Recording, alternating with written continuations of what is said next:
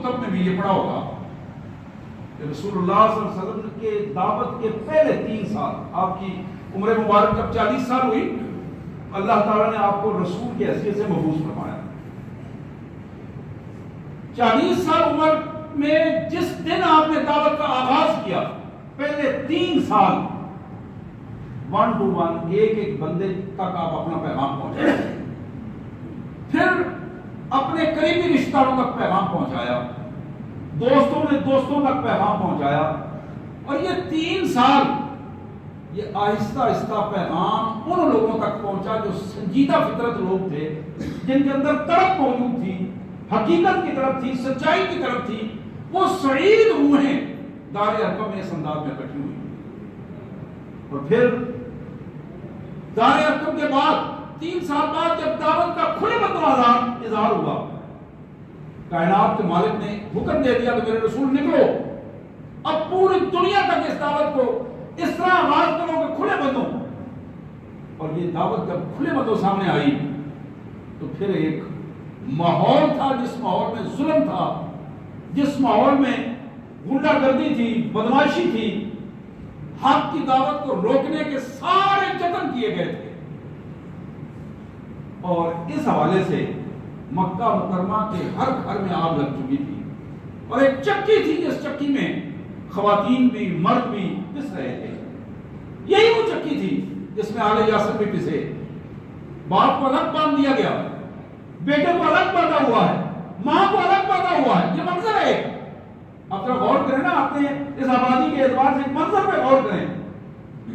باپ کو باندھ کر الگ مارا جا رہا ہے، اس کے سامنے اس کی بیوی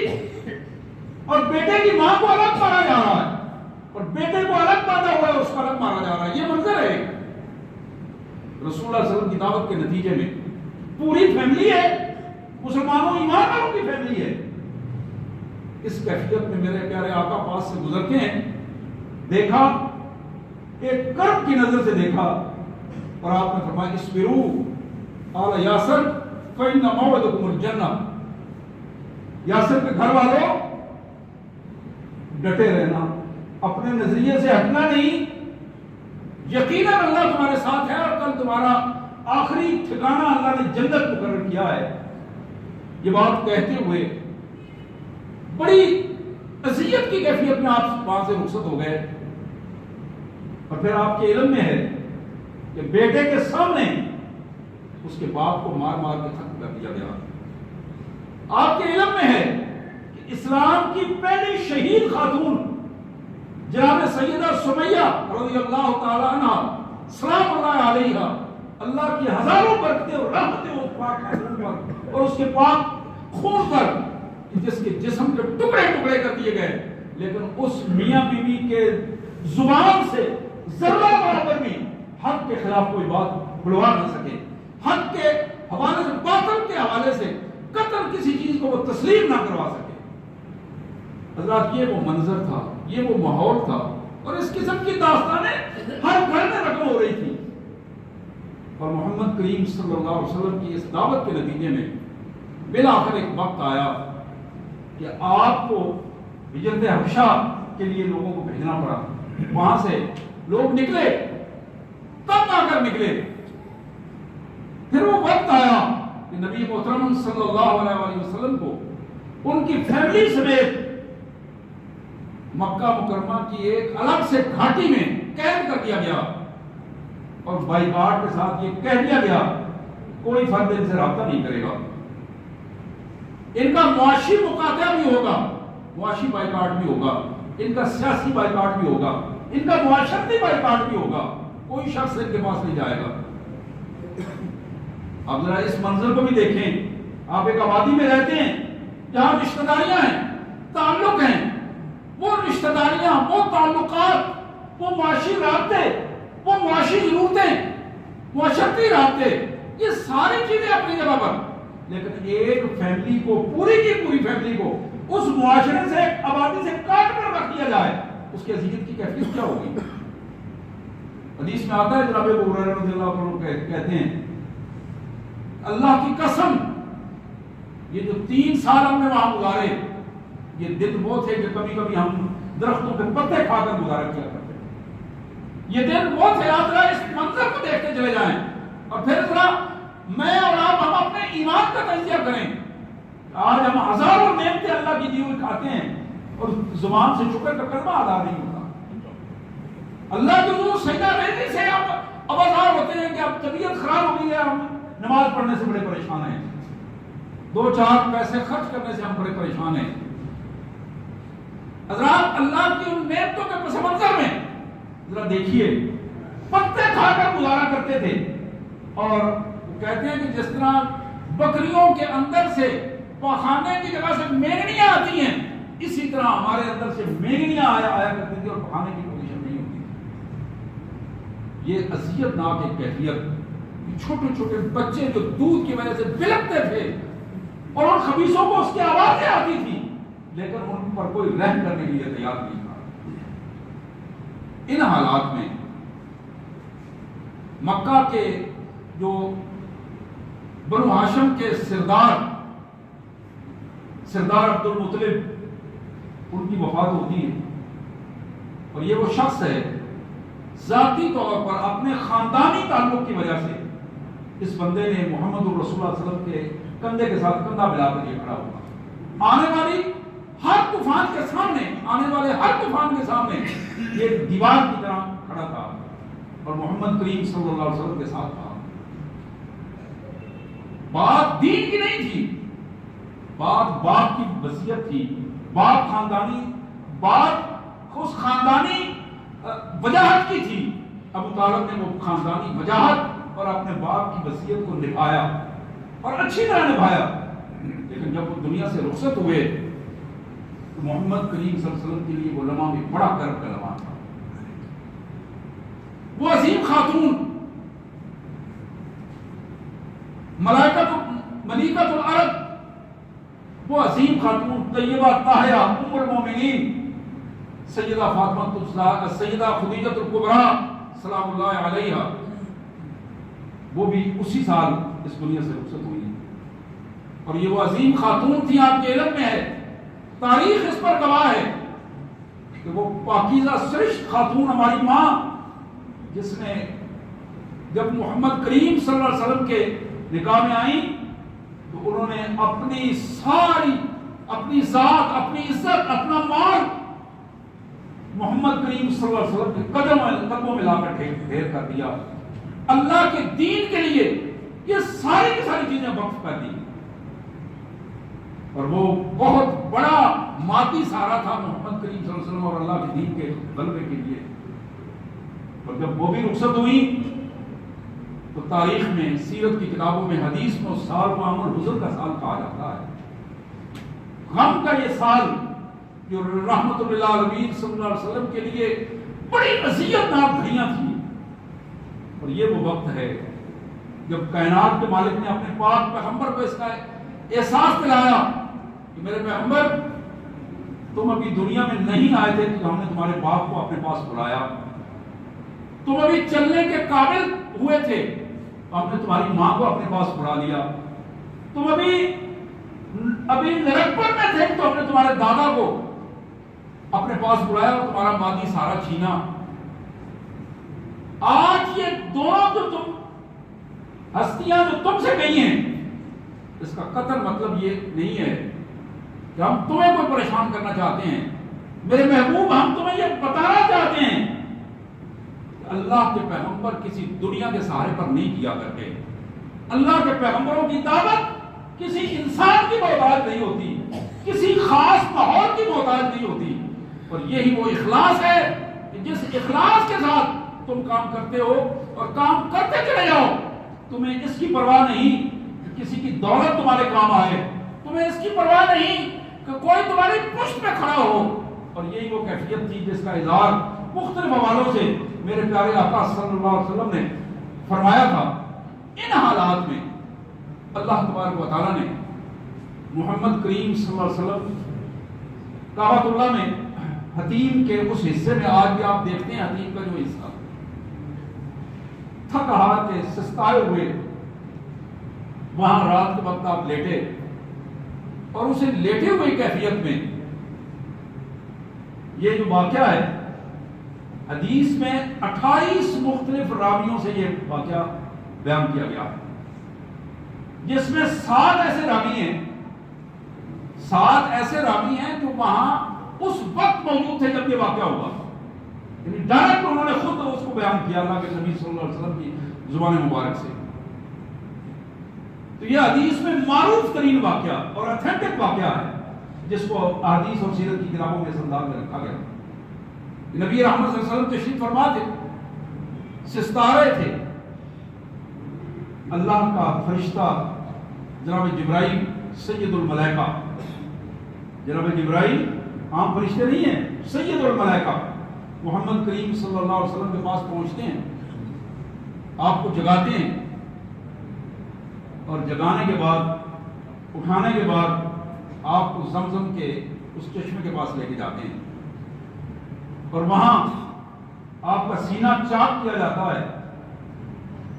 اور یہ دوسری دفعہ ہوا، ایک دفعہ بچپن میں محمد کریم صلی اللہ علیہ وسلم جب حلیمہ سعدیہ کے گھر میں تھے اور باہر اپنے بھائی کے ساتھ بکریاں چراتے ہوئے، اس وقت ایک شق صدر ہوا تھا، نبی رحمت صلی اللہ علیہ وسلم کا سینہ چاک ہوا، حدیث کی ساری کتابوں میں اور سیرت کی کتابوں میں موجود ہے۔ تو یہ دوسری دفعہ تھا، سینہ چاک کیا گیا، اور جبرائیل علیہ السلام کے ساتھ جو فرشتے تھے، سونے کا ایک تشتری، ایک ٹرے ان کے پاس سونے کی بنی ہوئی تھی، اندر سے وہ آزاد دل کی صورت میں، اور ساتھ اس کو وہاں رکھا گیا، زمزم کے پانی سے اسے دھویا گیا، صاف کیا گیا، اور اللہ کے حکم سے ایک نور کی کیفیت جو تھی وہ اندر بھر کے اس کو برابر کر دیا گیا۔ حدیث میں آتا ہے کہ آپ کی اس سواری کے لیے جو جانور لایا گیا، جس کو آج ہم عمومی انداز میں براق کے نام سے یاد کرتے ہیں،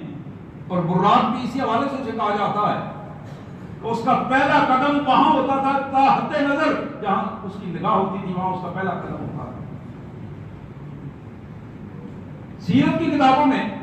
4 منازل اس کی لکھی گئی، 4 منازل، حدیث میں بھی الفاظ آتے ہیں۔ محمد کریم صلی اللہ علیہ وسلم کو وہاں اس براق میں بٹھایا گیا، جناب جبرائیل علیہ السلام ساتھ ہیں، باقی آپ کے معاون فرشتے خادم بھی ساتھ ہیں۔ پہلی منزل جو ہے وہ مدینہ طیبہ تھی، مکہ مکرمہ سے مدینہ طیبہ لے جایا، مدینہ طیبہ میں لے جا کر اس سرزمین پر محمد کریم صلی اللہ علیہ وسلم کو بتایا گیا کہ یہ آپ کا دارالہجرت ہے، آپ مکہ مکرمہ سے یہاں تشریف لائیں گے۔ یہ وہ جگہ ہے جو مستقبل میں اسلام کا مرکز اور گڑھ ہے، جسے مستقبل میں مدینہ النبی کے نام سے پکارا جائے گا، کہ آج یثرب ہے، کل کے مدینہ النبی ہوگا۔ حدیث میں آتا ہے محمد کریم صلی اللہ علیہ وسلم نے وہاں 2 رکعتیں پڑھی، دعا فرمائی اور پھر وہاں سے چل دیے۔ راستے میں 3-4 ایسے واقعات ہوئے جس کا میں منزلوں کے بعد میں تذکرہ کروں گا۔ دوسری منزل جہاں تک آپ پہنچے، یہ منزل بیت اللحم تھی۔ بیت اللحم، دوسری منزل طور سینہ تھی، تیسری منزل بیت اللحم تھی۔ طور سینہ آپ جانتے ہیں کہ وہ جگہ ہے جہاں جناب موسیٰ علیہ السلام کا لقب کلیم اللہ بنا تھا۔ یہ وہ جگہ تھی جہاں اللہ تعالیٰ نے اپنے جلیل القدر پیغمبر جناب موسیٰ علیہ السلام سے کلام فرمائی، اور محمد کریم صلی اللہ علیہ وسلم کو بتایا گیا کہ آپ سے پہلے جو موسیٰ علیہ السلام سے اللہ نے کلام فرمائی تھی وہ یہ جگہ تھی، یہ طور سینہ تھی۔ اور اسلامی انقلاب اور اسلامی غلبے میں امت مسلمہ کی تاریخ میں اس جگہ کی بڑی اہمیت ہے، اس جگہ کی بڑی اہمیت ہے۔ اور یہ کلیم اللہ کا جو اسلامی انقلاب تھا اس میں طور سینہ کی حیثیت ایک بنیادی حیثیت تھی۔ پھر نبی رحمت صلی اللہ علیہ وسلم کو تیسری منزل میں بیت اللحم پہ لایا گیا۔ یہ وہ جگہ تھی جہاں جناب عیسیٰ علیہ السلام کی پیدائش ہوئی اور ان کا تعارف کروایا گیا۔ یہ وہ جگہ ہے آپ سے پہلے نبی جناب عیسیٰ علیہ السلام یہاں تشریف لائے اور یہیں ان کی پیدائش ہوئی، اور یہ وہ علاقہ ہے جس علاقے میں ان کی دعوت تھی۔ اور چوتھی منزل آپ کی بیت المقدس تھی جو اس کے قریب ہی ہے. وہاں نبی محترم سید کائنات صلی اللہ علیہ وآلہ وسلم نے اپنے اس اسراء کے سفر کا آخری حصہ وہاں آپ پہنچے. یہ بھی آپ کے علم میں ہے کہ یہ وہ جگہ ہے جہاں محمد کریم صلی اللہ علیہ وسلم نے مسجد اقصی میں آ کر تمام انبیاء کرام کی امامت فرمائی. یہ بھی حدیث مبارک میں بڑی واضح بات میں آتا ہے. اور یہی وہ وجہ ہے اللہ کے پیارے رسول صلی اللہ علیہ وسلم کو نبی قبلہ تین کہا جاتا. نبی قبلہ تین یہ وہ وقت تھا جب مسجد اقصی قبلہ عالم تھی اور ایک وقت وہ آنے والا تھا کہ جب یہ قبلہ یہ مرکز مسجد اقصی سے کعبۃ اللہ کو منتقل ہونے والا تھا. اپنی جگہ پہ واپس آ رہا تھا جو حضرت ابراہیم علیہ السلام کے دور میں وہی قبلہ اور وہی مرکز اور وہی ایک پوری امت مسلمان کی بنیاد تھی. نبی رحمت صلی اللہ علیہ وسلم اس پوری کیفیت میں چاروں مراحل سے جب آپ فارغ ہوئے میں نے بتایا تھا کہ راستے میں چار قسم کی کیفیات آپ کو محسوس ہوئی. جب آپ مکہ مکرمہ سے چلے تو ایک آواز آئی. مدینہ منورہ سے جب آپ جا رہے تھے طور سینا کی طرف تو آواز آئی. آپ نے اس طرف توجہ فرمائی تو جناب جبرائیل علیہ السلام سے پوچھا جبرائیل کی آواز؟ تو انہوں نے عرض کیا اللہ کے رسول صلی اللہ علیہ وسلم یہ یہودیت کا نمائندہ تھا جو آپ کو اپنی طرف متوجہ کرنا چاہتا تھا. آپ نے اس طرف توجہ نہیں فرمائی, نکل گئے. پھر جو طور سینا سے بیت اللحم کی طرف نکلے وہاں پھر آواز آئی تو آپ کو بتایا گیا کہ یہ نمائندہ عیسائیت کا نمائندہ تھا جو آپ کو اپنی طرف متوجہ کرنا چاہتا تھا. پھر بیت اللحم سے جب بیت المقدس کی طرف جانے کی کیفیت بنی, اس دوران آپ نے ایک ایسی خاتون کو دیکھا جو اپنے زیور سے لدی پدی اس کیفیت میں بڑے خوبصورت انداز میں وہاں آپ کو بتایا گیا کہ یہ دنیا کی وہ کشش ہے. اللہ تعالیٰ نے اس دنیا کو اسی انداز میں لا و لاب کی کیفیات میں ایک مکمل شکل و صورت کی کیفیت میں آپ کو دکھایا. آپ نے اس سے نظریں پھیر لی. پھر ایک دنیا ہی کی دوسری شکل آپ کو دکھائی گئی. ایک بوڑھی خاتون جو اپنے ضعف کی وجہ سے, کمزوری کی وجہ سے بڑی مشکل سے چل رہی تھی. آپ کو بتایا گیا اللہ کے پیارے نبی صلی اللہ علیہ وسلم یہ وہ جس طرح یہ خاتون اپنی عمر کے آخری مرحلے میں ہے, بالکل اسی طرح آپ کے اس دور میں دنیا اپنی آخری مرحلے میں پہنچ چکی ہے. آپ خاتون النبیین ہیں اور یہ آپ کا دور آخری دور ہے. جس طرح اس بوڑھی خاتون کا عمر کا آخری دور جا رہا ہے, اسی طرح آپ بھی آخری دور میں اللہ کے نبی کی حیثیت سے تشریف لائے, خاتم النبیین کے طور پر تشریف لائے. پھر بیت المقدس پہنچنے سے پہلے ایک آخری آواز تھی اور وہ بڑی پرکشش آواز اور بڑی متوجہ کرنے والی آواز تھی. آپ نے جبرائیل سے پوچھا جبرائیل یہ کس کی آواز ہے؟ بتایا گیا کہ حضرت یہ ابلیس ہے, وہ خناس ہے جو آپ کو اپنے راستے سے ہٹانا چاہتا تھا, یہ اس نے آواز دی. حضرت یہ چاروں چیزیں مختلف انداز میں احادیث میں آتی ہیں کہ نبی رحمت صلی اللہ علیہ وسلم کو اس سفر کے دوران محسوس ہوئی. جو ایک بڑی بنیادی چیز آپ اور میرے سمجھنے کی ہے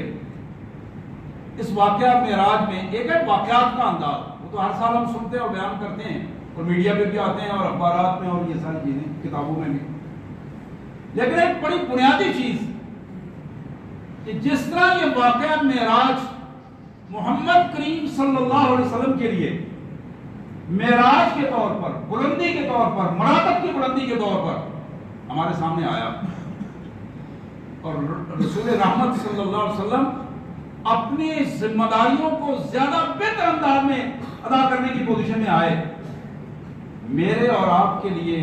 جیسے جیسے ہم اس واقعہ معراج کو پڑھتے ہیں اسی انداز میں اللہ کی طرف سے یہ حوصلہ ملتا ہے کہ جس طرح تمہارے نبی کو ہم نے بلند کر دیا تھا، تمہارے نبی کو تمام نبیوں میں ہم نے بلند کیا ہے، ان کے پیغام کو پوری دنیا پر ہم نے غالب کر دیا ہے، یہ امت مسلمہ کے لیے پیغام ہے کہ تم بھی اسی واقعہ معراج کے اس پس منظر میں اگر اس پیغام کو منوان اپنا لو جو تمہارا نبی تمہارے لیے لے کے آیا ہے، تو یہ امت پوری دنیا کی امتوں کی سردار امت ہوگی، یہ امت غلبے کی امت ہوگی، یہ امت پوری دنیا کی رہنما امت اور قائد امت بنے گی۔ جس انداز میں قرآن نے آخری الفاظ میں اسی رکوع میں فرمایا ان ھذا القرآن یہدی للتی ہی اقوم، آؤ اگر تم اپنے آپ کو بلند کرنا چاہتے ہو، دنیا میں ذلت و رسوائیوں سے بچنا چاہتے ہو اور دنیا کی فرمانروائی چاہتے ہو، اللہ کا یہ وعدہ ہے سورہ نور میں تمہارے لیے، تم اپنے آپ کو قرآن کے مطابق ڈھالو تو دنیا کی ساری امامتیں ان کے دروازے اللہ تمہارے لیے کھول دے۔ اللہ نے یہ وعدہ کیا ہے ان اللہ یرفع بہذا الکتاب اقواما ویضع بہ آخرین، اللہ کا یہ وعدہ ہے، اللہ تعالیٰ اس قرآن کے ذریعے لوگوں کو، امت مسلمہ کو پوری دنیا کی فرمانروائی اور امامت بھی عطا کرتا ہے، اور یہی قرآن ہے۔ اس کے ماننے والے جب اس قرآن کو درست انداز میں تسلیم نہیں کرتے،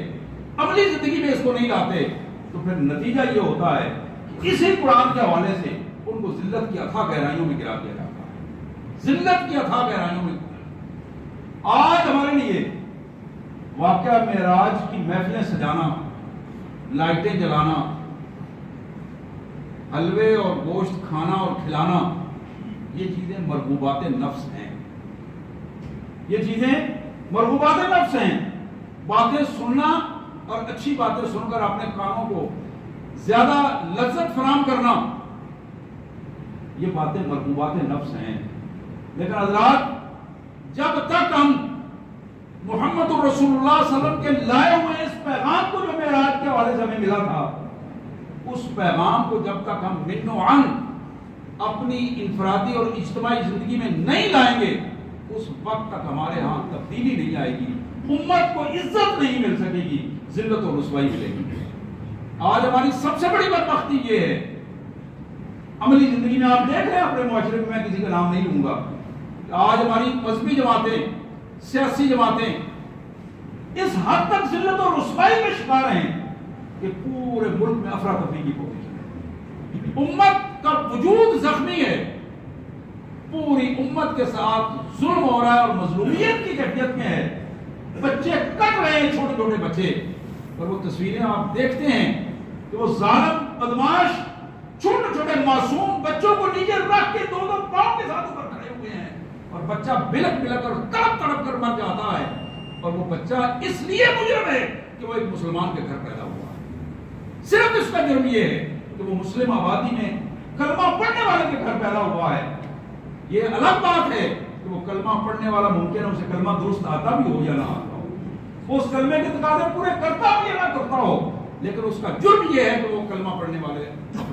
گھرانے میں پیدا ہوا ہے۔ حضرات، یہی وہ جرائم ہیں جن جرائم کے پس منظر میں آج ہم محض رسوم اور عبادات اور خود ساختہ عبادات اور رسموں میں آ کر ہم نے اپنے آپ کو اتنا مشغول کر دیا ہے کہ ہم دوسری طرف سنت کی طرف دیکھنے کے لیے ہمارے پاس وقت نہیں ہے۔ اور سب سے بڑی سنت کیا ہے؟ سب سے بڑی سنت کیا ہے؟ من احیا سنتی عند فساد امتی فلہ اجر بیعت الشہید، یہ حدیث کے الفاظ ہیں، آپ نے کئی دفعہ پڑھے ہوں گے۔ جس شخص نے، جس جماعت نے، امت کے جس فرد نے میری امت کے لیے احیاء امت کا کام کیا، فساد کے وقت میری امت میں امن کا پیغام دیا، باطل کے سامنے، طاغوت کے سامنے وہ ڈٹ گیا اور طاغوت کو نیچا دکھانے کے ساتھ امت مسلمہ کو جوڑنے کی بات کی، یہ وہ شخص ہے جس کو اللہ تعالیٰ 100 شہیدوں کا اجر عطا فرمائے، 100 شہیدوں کا مرتبہ عطا فرمائے۔ آج اس حدیث کا انتباہ کرتے ہوئے میں معذرت سے یہ بات کہوں گا کہ ہم اس کو اس انداز میں ضرور لیتے ہیں کہ ایک آدمی مسواک کی سنت پر عمل کرتا ہے تو اس کو 100 شہیدوں کا ثواب ملے گا، ایک آدمی لباس پر سنت پر عمل کرتا ہے اس کو 100 شہیدوں کا ثواب ملے گا، اور حلوہ کھانے والی سنت پہ عمل کرتا ہے تو اس کو 100 شہیدوں کا ثواب ملے گا۔ حضرات بات یہ نہیں ہے،